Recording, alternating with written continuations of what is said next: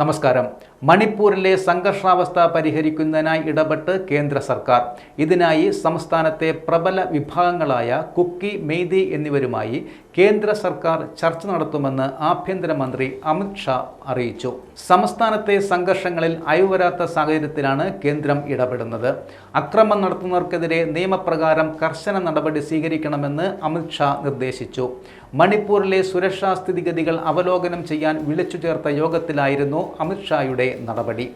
ഏറെ നാളത്തെ ആവശ്യത്തിന് ഒടുവിലാണ് വിഷയത്തിൽ കേന്ദ്ര സർക്കാർ ഇടപെടുന്നത്.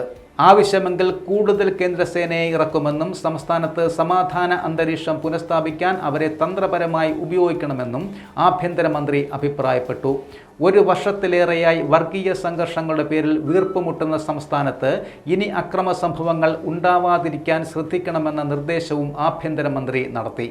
കുടിയൊഴിപ്പിക്കപ്പെട്ട വ്യക്തികൾക്ക് ശരിയായ ആരോഗ്യ വിദ്യാഭ്യാസ സൗകര്യങ്ങളും അവരുടെ പുനരധിവാസവും ഉറപ്പാക്കാനും അദ്ദേഹം മണിപ്പൂർ ചീഫ് സെക്രട്ടറിക്ക് നിർദ്ദേശം നൽകി.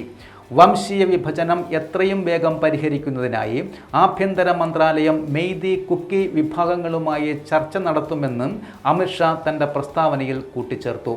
ദുരിതാശ്വാസ ക്യാമ്പുകളിൽ ഭക്ഷണം, വെള്ളം, മരുന്നുകൾ തുടങ്ങിയ അടിസ്ഥാന സൗകര്യങ്ങളുടെ ലഭ്യത ഉണ്ടായെന്ന് അദ്ദേഹം യോഗത്തിൽ വിലയിരുത്തി. യോഗത്തിൽ മണിപ്പൂർ മുഖ്യമന്ത്രി എൻ ബിരേൻ സിംഗ് പങ്കെടുത്തിരുന്നില്ല. സംസ്ഥാന ഉപദേഷ്ടാവ് കുൽദീപ് സിംഗ്, ചീഫ് സെക്രട്ടറി വിനീത് ജോഷി എന്നിവരാണ് സംസ്ഥാനത്തെ പ്രതിനിധീകരിച്ച് ഹാജരായത്. അതേസമയം അടുത്തിടെ വിഷയത്തിൽ RSS മേധാവി മോഹൻ ഭാഗവത് ഉൾപ്പെടെ പ്രതികരിച്ചിരുന്നു. ഒരു വർഷത്തിൽ അധികമായി മണിപ്പൂർ സമാധാനത്തിനായി കേഴുകയാണെന്ന് അദ്ദേഹം ചൂണ്ടിക്കാട്ടിയിരുന്നു.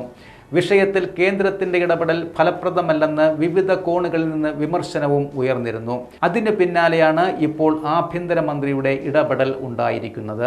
ഭൂരിപക്ഷ വിഭാഗമായ മെയ്തി സമുദായത്തിൻ്റെ പട്ടികവർഗ പദവി ആവശ്യത്തിനെതിരെ പ്രതിഷേധിച്ച് സംസ്ഥാനത്തെ മലയോര ജില്ലകളിൽ നടന്ന ഗോത്രവർഗ ഐക്യദാർഢ്യ മാർച്ചിന് ശേഷമാണ് 2023 മെയ് 3 മണിപ്പൂരിൽ വംശീയ കലാപം പൊട്ടിപ്പുറപ്പെട്ടത്.